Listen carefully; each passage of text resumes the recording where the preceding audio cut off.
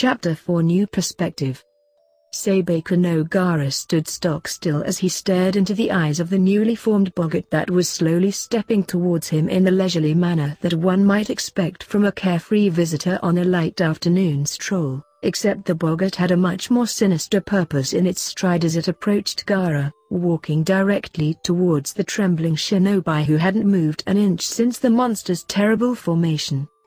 To the many fascinated observers of the event, they mightn't have understood Gaara's deep-rooted despair at the sight of the approaching figure, having not heard of the boy's sordid past, but even they, as fickle as the student body could be, were aware of the terror within the Gaara's usually opaque eyes.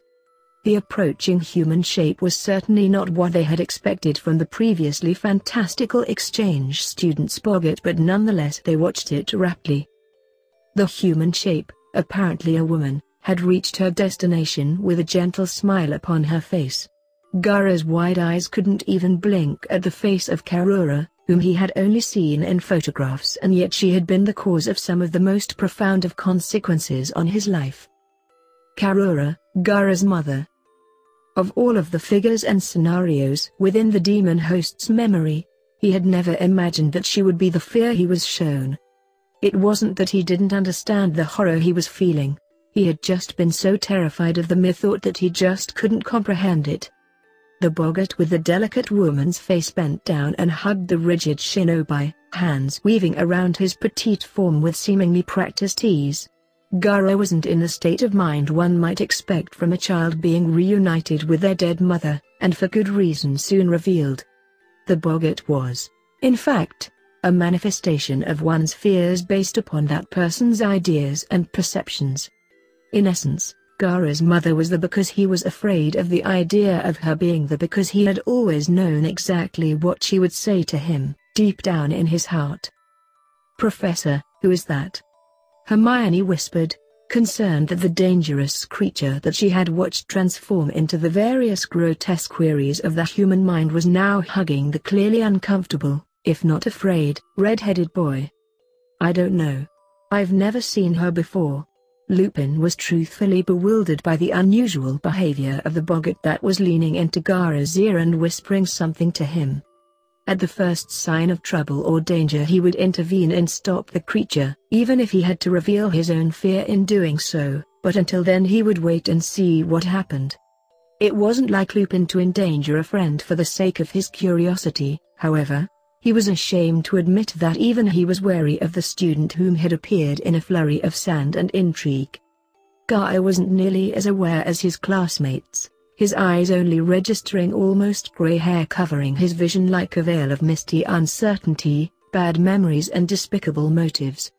The hug, that had started so lovingly, had turned into a desperate clutching as the fake started to whisper into his ear disturbing things that he knew to be true and yet had still shied away from.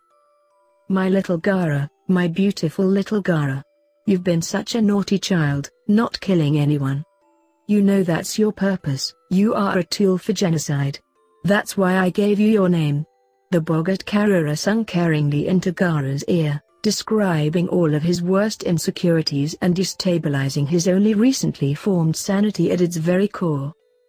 "No, no, no." Gaara howled inside of his head, furiously wishing he could scream the denial at the top of his lungs. "It's okay now, my Gaara. Your mother will take care of you now. We'll kill them all together. We'll keep on killing until you and I are the only two left." The boggart, whom Gaara had forgotten was merely an echo of truth, was now in front of his face, staring into his eyes with all of the love he had been denied throughout his childhood. The worst part was that during the disturbing speech, in which he could hear Shikaku literally shrieking in agreement, he truly wanted to please her. He felt so very happy in the warm embrace of his mother.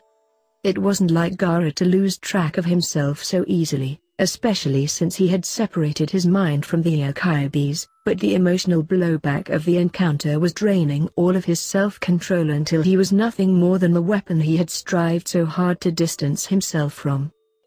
"I love you so much, Gaara. I always have, despite what your father did to us. I always loved you." Karura, although fake, pulled Gaara to her chest, and finally he succumbed and encircled his smaller arms around her, clinging to his mother's breast and wishing it never had to end, wishing that he didn't have to kill again, but knowing he had no choice. Gaara closed his eyes, preparing for the attack that he was about to make, knowing how much it was going to hurt him later. He steeled himself for the kill. "You know what you have to do, Gaara. Do it for your mother," she whispered as the cork on the gourd popped off and dispersed into more sand, joined by the large amounts now flowing freely out of the container. "Yes, mother." Gaara could only whisper in his own head as he flexed his control of the tendril, which had hardened enough to pierce even the strongest defense. Not that it would have to. The witches and wizards present couldn't help but tense as the tentacle waved around the embracing pair, all still perplexed by the entire situation. A sense of danger radiated from the scene, enough so that even the most dim-witted teenager could feel the impending violence on an instinctual level. "Yes, mother," Gaara repeated, Shikaku's screams becoming almost deafening as he struck. Hermione gasped as the sand spear pierced the female chest, one that belonged to a woman who looked both unsurprised and thankful for the aggression. The young witch thought she saw a resemblance to Gaara in the pale woman's face, but was in no state of mind to dwell on such details when he had attacked said woman seemingly unprovoked. She had to remind herself, as did all the students, that it wasn't really a person they were seeing impaled, no matter how real the blood appeared, but a boggart. Everyone watched as the now limp form fell gently onto Gaara, who was holding her against him. The roles reversed as she leaned her head from his shoulder slightly to whisper one last thing. All present saw the boggart speak a dying message to Gaara, and yet no one could make out a single word. All anyone could discern was that whatever she had told him, it brought a smile to Gaara's face, as he silently thought in reply, "I know." No one moved, no one spoke.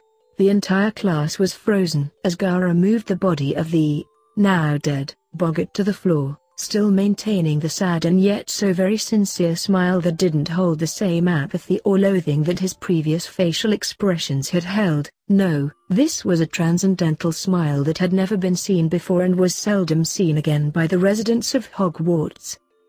The sand was recalled into its resting place as the owner turned away from his peers and walked out of the classroom. The body of the boggart started to spasm before exploding in a cloud of smoke, leaving nothing behind but bad memories and startled third years. Not a soul saw Gaara for several hours after the incident, and, by no coincidence, not one person saw him shed a single tear that night. Like all good rumors, the story of Gaara's encounter with the boggart had spread within the first 10 minutes to all four corners and houses of Hogwarts. Not even the teachers were spared from the gossiping as they too chattered amongst themselves about the strange and disconcerting student who had become even more interesting than their resident miracle maker, Harry Potter, who had had a fairly mundane start to the school year by comparison despite the Dementor attack. The center of attention had become even more reserved than before, after his last defense against the dark arts lesson, if that were even possible. Lupin was just thankful for two things: no students had been hurt, and he hadn't had his classroom destroyed like the teacher's poll would have suggested. There had been 5-to-1 odds that he would be teaching outside for the rest of the week. Fortunately, Lupin had had enough faith in Gaara to bet on his classroom's survival, and had made a killing as a result. The only teacher exempt from such rumor-milling and gossip-mongering was the ever-stoic and hate-filled Severus Snape, whom had, at first, listened to the various accounts of the story before distancing himself from the matter entirely after the truth had turned to exaggeration and lies from the Chinese whispers that were being relayed to him. Dumbledore had tried in earnest to resolve the issue by confronting it again, to little effect.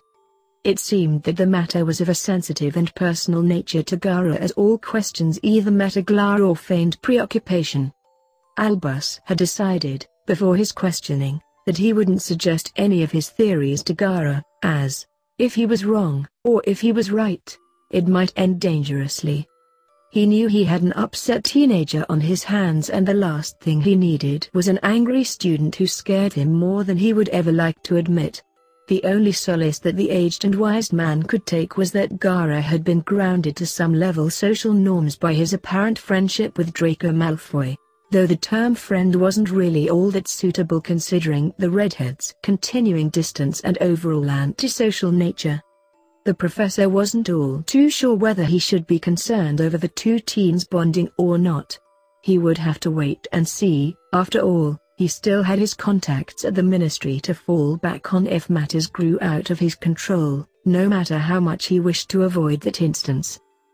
The platinum blonde nobility of the Slytherin house had managed, with some considerable effort, to keep regular contact with his roommate after the fiasco of a few days prior that had threatened to sever what little connection he had to the boy he now considered to be his, for lack of a better term, friend. To that end he had practically dragged the silent and somber boy to the first-year flying lessons that Gaara had not had the benefit of attending 2 years previously. He had been elsewhere at the time, apparently.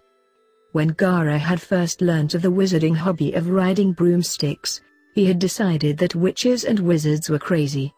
It wasn't that Gaara doubted Sirius when he had mentioned flying cleaning equipment. After all, the young shinobi had heard of much stranger methods of travel in his own world, but the concept of actually using the method of transport on a regular basis, and for fun no less, seemed ludicrous.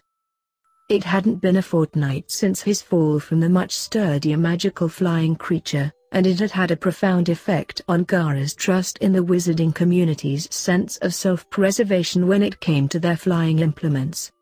Suffice to say, Gaara was not going to be getting on one of those waiting concussions. So, when the red-haired teenager found himself straddling the wooden broom, he questioned just how persuasive his roommate really was. He looked to his left and saw Draco had a thin smile set upon his lips, though it was much happier than his previously malicious ones that had been a regular sight for the new student. To his right Gaara saw the 30 or so first years all holding their brooms as tightly and fearfully as the seasoned killing machine. It would have been a lie to say that said killing machine wasn't embarrassed about his skittishness, but after the time he'd been having recently, he wasn't in any mood to let pride take charge in place of safety. However, despite his housemates' heavy protests against the decision, Gaara had adamantly refused to leave his sand-filled gourd on the ground. It wasn't that he was afraid it would be broken again, after all he could fix it almost instantaneously, but he definitely wasn't going to fall from such a height again anytime soon without the protection of his trusted lifeline. The entire subject of Gaara's inability to ride a broom had been raised when the related subject of Quidditch had been brought up with as much enthusiasm as Gaara had ever seen someone so stoic as Draco use. The pureblood had been absolutely engrossed by the topic, wherein he had gone into great detail on the wonders of not only amateur playing but also the professional sport. Gaara really did regret shaking his head when asked if he had played the game before, leading to Draco, incredulous at the admittance, asking if Gaara even knew how to ride a broom. The young wizard didn't know what was true anymore, having been informed that the supposed pureblood didn't know the most basic of skills that he himself had been taught at age 7. What perplexed the haughty noble the most was that even though he had doubts about Gaara's birth status, that didn't dissuade him from pursuing a friendship with the boy. It just didn't make sense to Draco, who had been raised with only the concept of social climbing as a reason to bond with peers. It was a strange coincidence that not only Draco but Gaara also was feeling the odd sensation of an impending companionship. It was the real reason he had agreed to risking his life on the insanity that passed for wizarding pastimes. If it had been any other person he would have flat out refused, but with Draco he felt a tinge of guilt. As an unexpected side effect of Gaara's proximity to Draco, more than just Crabbe and Goyle had deserted him as the entire school had begun to give the platinum blonde the same wide berth as himself. He knew it would be beneficial in the long run, to remove the multitude prejudiced and discriminatory purebloods who would spit on you as soon as look at you. However, it did not escape the shinobi's notice that since he had been shunned from all of his social circles and left alone, Draco had begun to hang around him a lot more. It pained Gaara to know that he was the cause of someone else's pain and loneliness, especially someone like Draco who, despite his dark upbringing, was a genuinely good person, if a little abrasive and misled at times. Brought back to his current predicament by a tap on the shoulder, Gaara turned to see Draco looking predictably peeved at being ignored for the last few minutes. The pale boy had been asking about Gaara's past again, only for the sake of learning more of his acquaintance, rather than for any more sinister reasons. Still, when he had been completely blanked by the mute mystery, he had become quite perturbed. This had been yet another proof of Draco's inner goodness. That he was actually able to approach and touch Gaara on the shoulder showed that he had no evil intentions, or at least he had no killing intent towards Gaara. That had been why Yashamayu had never been able to get close enough to kill Gaara when he was a child, having to resort to more forceful methods in place of subterfuge. Shaking off morbid thoughts of the past, Gaara paid attention to Madame Hooch, who had begun her beginner's guide to flying. She hadn't really acknowledged the third year's presences in her class as she knew how much of a hassle a Malfoy could be when angered, and that would only spell annoyance for her later on. Besides, she had also succumbed to the puzzle of the transfer student and was genuinely curious as to whether he would be able to fly after the stories of his magical ineptitude had circulated the staff table during dinner time. Following the provided instructions, both teens kicked off of the ground, one of them half expecting to fall straight back down onto his knees, only to be surprised to find he was floating a foot or two over the grass on the wooden shaft of the broom. Draco then leaned over and said, "Come on, let's leave these kiddies and go do some real flying." The pure mirth in the boy's voice was enough to convince the unsteady ninja to follow slowly on his broom, away from the group of bewildered first years who had been expecting them to stay for more than the first 5 minutes. Truthfully, Draco had only encouraged Gaara to come to the first year's lesson because he thought it was the only way he could make the terrified Jinchuriki think it would be safe to leave terra firma. They hovered around to the back of the school, Gaara having little to no clue where he was being led, save for the inkling that the destination was going to require a life-threatening lesson. The Tanuki boy's expectations were proven true when he laid his large eyes on the gigantic stadium before him. It was close to the size of the Chunin exam stadium, but it was far larger in terms of airspace. The grass pitch at the bottom looked like it had seldom been stood on before, which could very well have been true considering that the majority of time spent in Hogwarts Quidditch pitch was spent on a broom in the sky. The towering wooden structures, ready to house the teaching staff and guests of the school, were still bare and without covering as the year had only just begun and the first match of the season was still more than a month away. They each floated into the middle of the expansive area before Draco began to fly around a little more energetically, losing the patience that was so desperately needed to get Gaara to go higher than a few feet. Calming slightly when he acknowledged his own immature behavior, Draco dropped back down to eye level and started to goad the off-worlder into going higher, continuing his immaturity, though now acknowledged and accepted, to which, at first, Gaara merely refused, having no intention of killing himself. It wasn't that he was afraid of heights, it was just the methods in which he reached them that set him on edge. Eventually, Gaara caved into the incessant whining that had turned from gentle persuasion to childish teasing. Ashamedly, Gaara succumbed to the childish form of coercion as he pulled upwards on the end of the wooden pole.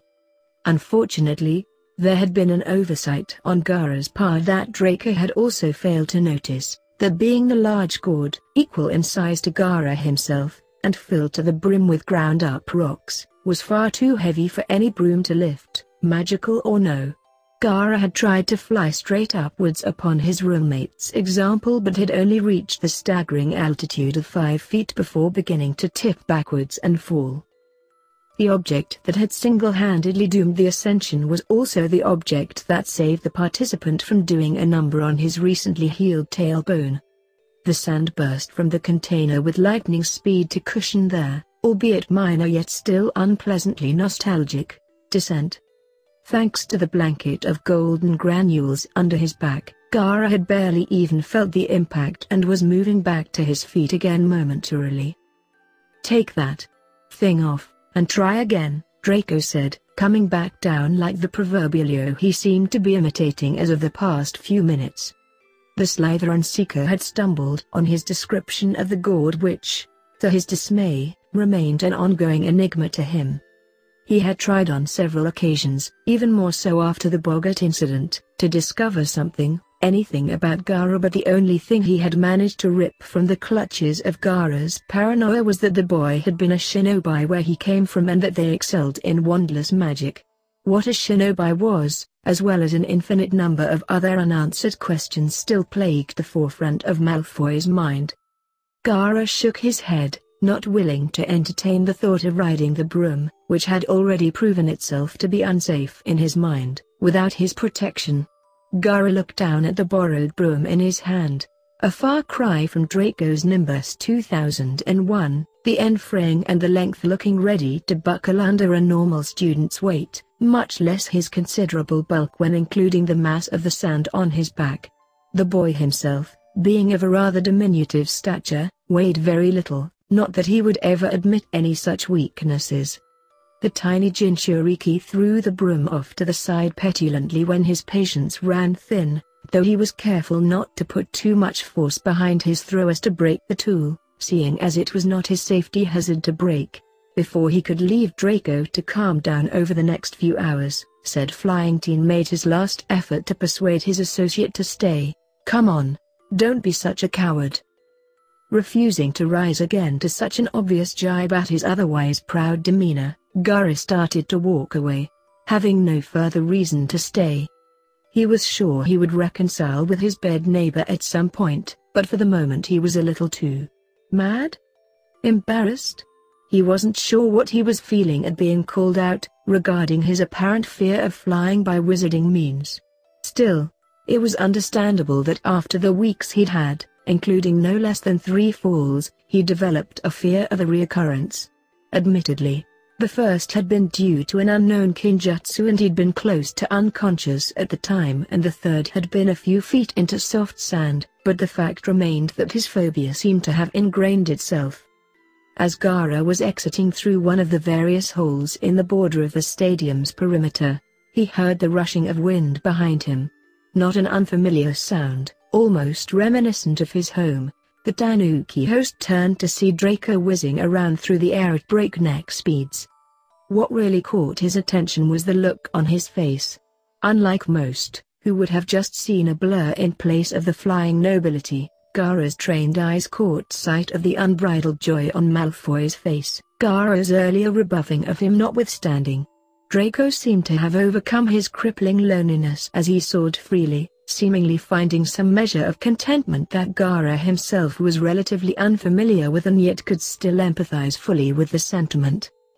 Gara was well aware of the mask that Draco had been forced to wear for many years, and as such, any emotion or action was fiercely guarded. So, for Draco to smile and reveal such happiness whilst unaware of being observed meant that it was at least genuine. Most of the time, when Draco didn't know he was being watched, he would usually just scowl and work, but this was a sure sign that the potentially evil child had at least an escape from his villainy. An idea formed in Gara's mind, and, to even his surprise, it wasn't about murdering or maiming the winner of the Hogwarts Greasiest Professor Award.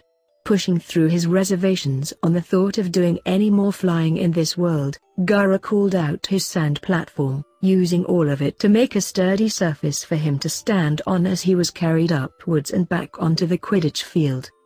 Draco was shocked to see his roommate return after his dramatic exit only a few minutes prior, immediately changing his facial expression to a more socially acceptable one of a slight frown, a tiny improvement upon his usual downright scowl but a telltale sign of happiness for the returning ninja to spot. The broom-riding teen cast a casual glance towards Gara's preferred form of transportation before disregarding it as another of the scary roommate's eccentricities. Plus, he would rather enjoy flying than spend the next half hour trying to question the stony individual about matters that would most probably be left unanswered. Draco rose higher and together they swooped through the air, though even to Draco, who was still in firm denial about his own enjoyment, he was definitely the happier of the two, as shown by Gaara's continuingly blank expression. After all, ninjas spent a lot of their time flying through the air. Gaara would rather not be spending his time working, but it made the closest relation he had in the school more cheerful, which in turn might prevent him from trying to subject others to his misery, so it seemed like a worthwhile irritant if nothing else. Eventually, after a lengthy flight, Draco conjured up a basketball-sized chunk of wood, named a quaffle, which they passed between them in a miniature game of Quidditch. Predictably, Draco won by no less than 100 points because of his much faster vehicle and Gaara's not-so-secret lack of interest. By the time they had finished their game and landed, it was already time for dinner, leading both Shinobi and Wizard to hasten their gate in fear of one of two things. For Draco, it was the fear of Dementors roaming the grounds at night, and for Gaara it was the threat of having to listen to his detestable potions teacher and head of house lecture him on not being a nuisance to good students, like he had needed to on many an occasion. Fortunately, both the latecomers were able to sneak into the Great Hall unnoticed when a mysterious explosion of smoke filled the hall. Luckily, the two apparent perpetrators, by the name of Fred and George Weasley, who vehemently denied the offense, were promptly caught and reprimanded. Draco didn't question their good luck. He just sat down quietly along with his silent associate and started eating whilst said associate closed his discreet weapons pouch. Gaara bitterly observed that there was at least a meter between either of the two outcasts and any of their supposed housemates, and even the closest to them looked a mixture of fear and loathing. All Gaara needed now was an attempt on his life and it would be as good as home. Days were inevitably tough when you were a cursed demon container trapped in a foreign world, alone, unable to speak and stuck in a magical school where, in under a month, you had become the local pariah and gossip fodder. As such, the resident Tanuki host was having a pretty hard time throughout his school days, which was not helped by his continuing difficulties controlling his magical outbursts that had destroyed 3.5 classrooms, and so, was disallowed from practicing magic in certain lessons like Transfiguration. McGonagall had stated that it was difficult enough to ensure the safety of the animal participants when teaching her subject and, frankly, the idea of Gaara pointing his wand at anything living terrified her. One of the few lessons that Gaara had been spared any major adversity in was defense against the dark arts, though the littlest recovering serial killer suspected that this was solely down to the secret mutual friend he shared with his teacher. Still, in the rare practical lessons, no one, including Draco Malfoy, was brave enough or stupid enough to practice with or against the walking wrecking crew. When Gaara had tried to cast the disarming spell on a practice dummy a few days before, he had completely destroyed not only his inanimate opponent but at least 5 others in the immediate vicinity. Still, Gaara preferred his embarrassing inability in magic to the soul-destroyingly boring theory lessons where he was forced to listen to the endless lectures that even he, with his ninja-honed focus, struggled to keep his attention directed at the front of the room where it belonged instead of the increasingly interesting tree-shaped cloud outside of the window. Despite his immense enjoyment of books and of reading, the youngest Sand sibling was no more an academic than he was a ramen enthusiast, which had come to be a problem in the past, in situations like the first part of the Chunin exams, but that was what being a ninja with a floating third eye was all about. The surprisingly relaxed student had actually surrendered in the battle against History of Magic. He just couldn't stay awake in the most boring experience he had ever been forced to attend, so he had taken to replacing himself with a sedimentary sand clone in a sleeping position on his desk whilst he explored more of the enormous castle. Surprisingly, even after several weeks, Draco had yet to notice that the redhead lying beside him was completely hollow and made out of sand. He would replace the sand clone with himself at the end of the torturous lesson and no one was any the wiser. The only reason he had been able to avoid any unnecessary adversity from his ignorance and inexperience was because of his steadfast reading around his subjects, and the teachers were still a little too intimidated by the scariest Slytherin in recent years to risk aggravating him. Even after Snape had been forced to disallow Gaara's participation in any and all class practical activities, He had yet to give a single detention, as the notion of spending an extra few hours alone with the psychopathic-looking boy was not one he was willing to seriously consider. In the Tanuki boy's current class, he was attempting to mimic the stupefy charm using a pencil instead of his wand, as even Remus Lupin, experienced dueler, defense against the dark arts teacher and veteran of the Order of the Phoenix in the First Wizarding War against He Who Must Not Be Named, was not confident enough in his abilities to try and defend against whatever Gaara's wand would create in place of the student's simple stunning spell. Once the humiliation was over for the Jinchuriki, Lupin dismissed his class so that they could raise hell for someone else, preferably Snape or Filch. The professor spotted a bright red patch moving at the back of the crowd, in no hurry to leave, accompanied by a platinum blonde head who looked very pleased with his achievement in his last class, namely rendering one Ronald Weasley unconscious, only to be reawakened by Lupin's own renovate counter curse soon after. He briskly walked to the exiting teens and asked Gaara to stay behind briefly so they could have a little chat. A private chat, he added when Draco, looking irritated to just be in Lupin's presence, showed no signs of leaving without being prompted. When the room was empty other than the two silent occupants, Remus offered Gaara a seat before leaning against one of the many desks set at the side of the room. Once Gaara had removed his gourd and sat down. "Gaara, I've noticed that you've been rather closed off recently, after that incident with the boggart." Even the aging marauder knew that wasn't really anything new, but there had definitely been a change in the boy's behavior, making the recluse even more reserved than before. "Would you like to talk about what happened, about the fear you faced?"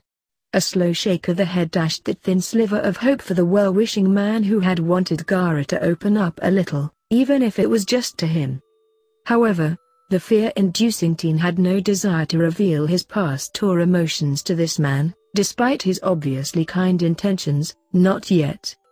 "I'm just worried. We all know so little about you, Gaara, and when you faced your fear like that..."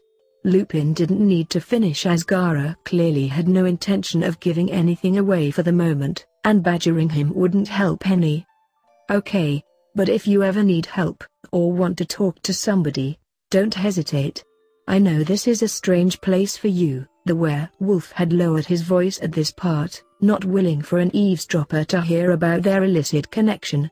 "And being here all alone must be difficult, but Padfoot and I are both here for you. You should probably get going, goodness knows what Mr. Malfoy is getting up to in your absence."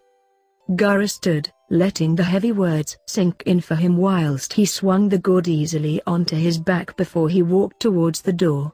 As his hand rested on the door handle, he inaudibly sighed and reached behind himself and pulled the cork out of place to allow a small tendril of sand to crawl out and spell a few words. Soon after they had been shaped, they were dispersed as their panda, raccoon-eyed boy left the room, the sand following soon after. It had read, "She was my mother." Lupin, shocked beyond words, dropped the matter for the foreseeable future. Upon leaving the classroom, the outcast found the halls to be completely empty, so, in one of his somber moods, he decided to enjoy the peace and tranquility and walk lazily towards the nearest exit so he could relax in the autumn sun for a few hours before either dinner or his homework needed his attention. Lamentably, Gaara stumbled across what appeared to be Draco and a handful of other Slytherin upperclassmen harassing a first-year Gryffindor who looked more terrified than an academic yet an intervention. Well, at least Draco was socializing. The tiny retired executioner stood still for a good few moments, as he weighed up whether he actually cared enough to intervene or if his conscience would hound him for hours for letting the child suffer a pummeling. With a dejected sigh he slumped towards the crowd who were currently playing keep away with the 11-year-old's new wand. A few of them looked up in time to see Gaara grab the wand from the air before handing it to the child and letting him run away from the suddenly still group who had parted like the Red Sea at the sight of the do-gooder. "What in the world do you think you're doing?" the tallest of the Slytherins present demanded, as he watched their terrified prey run around a corner and out of sight. "Yeah, that was a mudblood you just helped." "Draco, I thought you said he was a pureblood." The boy across from Malfoy shouted accusatorily towards their social better and school underclassmen. "Look, I'm sure he's planning something much worse." The platinum blonde couldn't finish his practiced bravado as the collar of his shirt was thrust into his windpipe when the shinobi he was defending dragged him away from the group of his housemates with one hand on the scruff of his robes. Ignoring Draco's chokes and the Slytherin startled expressions at his raw physical strength, that was slight compared to his peers back home but still Herculean on this planet, Gara hauled his roommate onwards through the castle, thankful for the clean floors that were aiding him infinitely with their slippery polished surfaces. As he walked forwards, the occasional resistance coming from Draco's thrashing feet, the Jinchuriki wondered who or what cleaned the floors around the castle, as he was certain the caretaker wouldn't use his mop for anything other than cleaning up vomit and hitting trespassing students. His trivial musings weren't long-lived as he decided that he'd walked quite far enough, judging by Draco having gone still all of a sudden. Turning a corner into a darkened and isolated alcove, Gara performed one more feat of amazing strength for the day, already having tired his arm out sufficiently, as he hefted Draco up to his feet, holding on a little longer than necessary to make sure his acquaintance was fully conscious and not going to fall back down to the ground again. Thankfully the heir to the Malfoy fortune was still conscious and was understandably upset because of his maltreatment only moments ago, though his fuming rant fell on deaf ears as Gara called sand out of his gourd and started to form a few quick hand seals, stopping Draco in the middle of his train of thought as he watched the sound rise to a soft and constantly shifting pillar that erected to just under Draco's own height. Before long, the shifting of the sand pillar began to slow as it took the shape of the newest addition to the Hogwarts family. The sand particles all rolled into place and recreated even the most minuscule of details from the redhead who didn't look even close to as amazed as Draco, who couldn't stop staring as the sand clone started to change color to match Gara exactly, detail for detail minus the enormous gourd absent from the copy. What in th? It's called a sand clone, Draco. Draco was struck more speechless than the original Gara, who was standing to the right of his clone whom had just said the first words anyone from that world had ever heard Gara say. The newly speechless teen didn't know which he was more startled by, the fact that the mute teen had just spoken to him, albeit through a clone, or that Gara, who had caused more than a few nightmares around the castle and was thought to be the most terrifying thing to roam the halls since the 60-foot basilisk from Salazar Slytherin's Chamber of Secrets, had such a soft-speaking voice. "I need to talk to you." The delicate voice returned soon after, though it was in a predictably short and reserved manner, much like Gara's sand messages which most people around the school had assumed were to accommodate his limited volume of sand. "But, why didn't you use this before now?" Draco asked, pointing uncomfortably at the clone and looking between the identically blank and yet steely black-rimmed pairs of eyes, not sure which he should address. "This is a technique for battle, not leisure." Like Gara in the past, the sand bunshin didn't blink all that much as it spoke, unnerving the avid listener despite his face's incredulous expression at the childish reason for Gara's continual and apparently voluntary silence. "So, talk." Draco, although shocked, was still miffed at almost being strangled to death in such a mal manner and so couldn't help but be a little short with his friend. And his friend's clone. Gara wasted no time in mentally commanding his sand clone to begin telling Draco his story, and about what he had long ago accepted into his heart. He just hoped he could persuade the purer blood to change his ways without having to resort to violence, like he himself had needed. "I used to be just like you," Gara clone said, instantly drawing Draco's attention at the saddened inflection the perfect copy was using. "I was so alone, and filled with hatred for everybody around me. I lived in a place where everyone loathed and despised me, and thought I was nothing more than a weapon to be used and then tossed away." Malfoy stood slack-jawed as he listened to the familiar life story whilst the real Gara stared at the ground, leaving his doppelganger to continue. "I killed people. So many people. And until a few months ago, I had never looked back in regret." The unsurprising revelation that the, admittedly scary, teenager that he had slept beside for the past few weeks was a sociopathic serial killer was just one of the many he had been gifted in the past few seconds, wherein questions he had held had been answered, but just as these answers were given, even more questions were left in their wake. This led Draco to lean forward in anticipation of the next part of the riveting story. And frankly, he had gained a little more respect and maybe even admiration for Gaara after he learnt of his sordid past. He would have thought that Dumbledore, in his supposed glory and splendor, would have stopped such a dangerous being from entering the school. Why? Why did you kill them? The Slytherin hadn't even noticed his words leave his mouth, but now that they had, he was desperately curious. To prove my existence.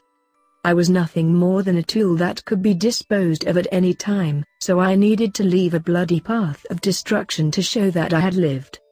There was no nostalgia or pride in Gaara's voice, only remorse as he poured his heart out. He hadn't planned to share so much with anyone in this world, much less Draco Malfoy, whom he had met less than a month ago, but Gaara knew it was a minor sacrifice if he was to save the boy from himself.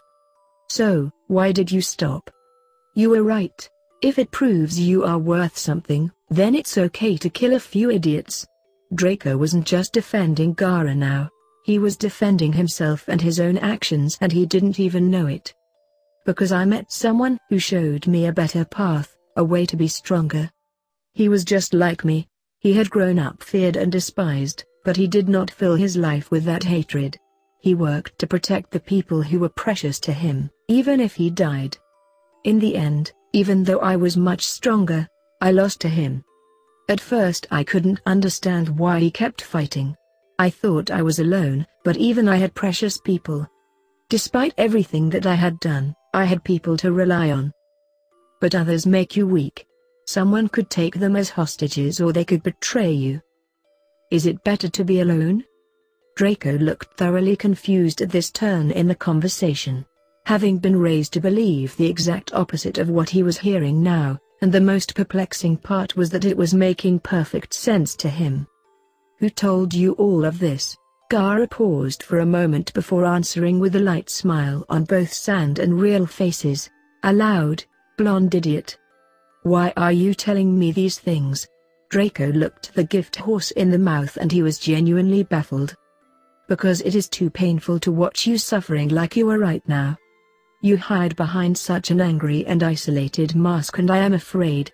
If you live your life behind a mask, then eventually you'll lose who you were beneath it. Like I did. Mask? What are you talking about? Do you really agree with what the others say, with what your father tells you? Gaara's skepticism mirrored Draco's uncertainty, as the former played on what he had gathered about the latter. Once the Sand Shinobi had gotten over the emotional trauma brought up by his mother's reappearance, he looked into what Draco's father's appearance meant and found some rather disturbing rumors about the man and his xenophobic beliefs, which he had probably thrust upon his son since a young age. That's not true. Those mudbloods are abominations that don't deserve to use magic. They are inferior in every way to us purebloods. Then, why did you have to ask if I was a pureblood? You should have been able to tell from one look. That's big. There is no difference, and I think you know that. An old family isn't what gives you strength. Only after you have protected someone important to you will you find real strength. I don't have a choice. If I don't follow tradition, then my father will disown me. I'll have no one else. So instead you will suffer while doing what you know is wrong? The Dark Lord would kill me if I became a blood traitor like the Weasleys. Despite the obvious simultaneous confusion and revelations that were whirling around Draco's mind, his loathing of the Weasleys was still able to shine through as clear as day. You have to stand up for what you believe in, even if it kills you, Gaara replied, hoping that what he was saying was still getting through to the scared teenager. As Draco's face morphed into shock, the mute of the pair decided he had said enough for the moment, and that any more would merely overload the platinum blonde's brain. The taller of the two didn't seem to notice as the sand clone cracked and fell apart until it was once again a pile of sand on the ground, ready to be called back into the crazy Tanuki landlord's gourd. Gaara walked away as the sand finished floating back into its holder, praying that the weather was still warm enough to sit outside in. Draco Malfoy stayed standing in the dark secluded corner of Hogwarts on his own for over an hour after Gaara had left to relax as his mind worked over the myriad of ideas he had been given not long ago. Eventually Draco came to the startling and damning conclusion that Gaara, for all of his eccentricities and faults, had been right. Draco didn't want to be so alone and angry all the time, not anymore. He had a very difficult time ahead of him now that he was to change his life. With a great sigh, Draco couldn't help but wonder if he wouldn't have been better off ignorant of his own misdeeds. Probably not. Malfoy slumped off in the direction of his common room to sleep off the oncoming headache that was making itself known on the horizon of his mind. Gaara had been a very busy little bee in the past week. The off-worlder's chat with Draco had yielded the unexpected benefit of freeing his time enormously, opening up the possibility of some extracurricular research. Due to the secretive nature of Gaara's true origins, he had been unable to look into a solution to his predicament whilst he was still being followed closely by Draco, whom he'd had trouble shaking off before his talk. Recently, though, Draco had begun to change in many ways, mainly his associating with different people. No longer did he sit exclusively with the blood purists and spiteful Slytherins during meals. Now Draco had taken to sitting by the moderates and rare Mole-born Slytherins. However, this change in seating was hardly volitional as, even with Draco's miraculous change in persona, eliminating his deep-seated hatred towards all but the nobles and purer bloods, he still didn't particularly like the mudbloods and blood-traitors who were either ignorant of wizarding ways or were as dirt-poor as the Weasley family, and as uneducated to boot. The Malfoy heir would have been content to spend his time with his old friends, even if he didn't support their extreme views or particularly like their personalities anymore, but they didn't feel quite the same way as him, evidently shown by their open disgust at his apparent treachery and their shunning of him. These hardships had produced a positive result, to Gaara's delight, as Draco was now happy to socialize with other houses meaning Ravenclaw, as the Hufflepuffs were still wimps and idiots in the newly reformed antagonist's eyes, and the less said about the Gryffindors the better. With Draco open to new people, not all of his time was spent with Gaara, though.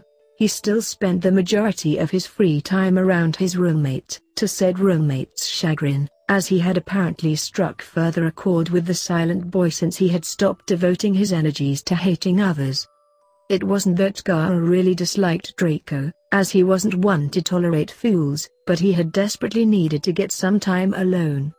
With the platinum blonde otherwise occupied for the moment, there had been nothing to stop the redhead from hiding out in the library for the last 5 hours on the rainy Saturday afternoon to study. Then again, after 5 hours the bookworm had found absolutely nothing on his chosen subject. He had scoured both the student and rumored restricted sections and could not locate a single volume regarding dimensional magic or any mention of his home world. There wasn't even any reliable information about shinobi, just a similar culture in another country on this planet that barely resembled his home and was without jutsu. The only thing Gaara had been able to deduce firmly was that he was not on the same planet anymore. The Sunanin had one hunch, and that was that he was in a parallel universe. He had noticed, almost immediately after he learned that he wasn't in his own world, that the people spoke the same language and were, for the most part, human. It would have been a little bit too coincidental if the two worlds had been so similar yet unrelated. Unfortunately, that didn't help the littlest sand shinobi, as he didn't know one space-time jutsu and hadn't signed a contract with the summon animal.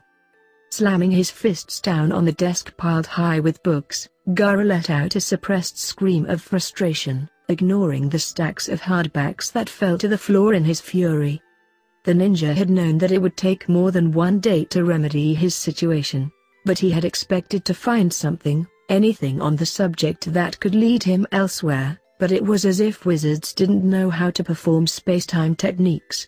The closest the stranded boy could find was apparition, but that was severely limited in distance and couldn't go anywhere but Earth. Even if it took asking Dumbledore for help, Gar would get home. But he wasn't quite so forlorn yet, as he still had a few more places to search, and he could always enlist the help of Moony and Padfoot, as long as he could stand being called by his loathed nickname for a few hours. A little-known fact is that convicted criminals on the run hiding out in abandoned shacks don't have very much to do with their time. Granted, the criminals can stare out of the window or break old furniture or, if they are lucky enough to be an unregistered animagus, go out on runs through the deserted and freezing cold woods. But, other than that, criminals on the run have very long and unfulfilling days, unless they are fortunate and have a friend willing to send owls to them with current news and stories about how their friends are doing in school. Sirius waited for his best friend's messages like a drowning man waited for his next breath, and when they did come he could barely keep from kissing the delivery owl on the break. In fact, there had been a nasty incident a few weeks before that ended with a large cut on his lips and a decidedly put-out owl. When the latest owl came for the dog-turned-man, he was ecstatic as he hadn't heard from Remus in over a week, which admittedly wasn't that long, but was still long enough for him to be going stir-crazy from boredom. He tore the letter from the scorned owl's clutches without so much as a thank you, sorry or even a passing glance, before he sat down on one of the few chairs left in the house that could still withstand him sitting on it. Sirius ripped open the wax seal on the parchment and began to read one of the only consolations left for the lonely man.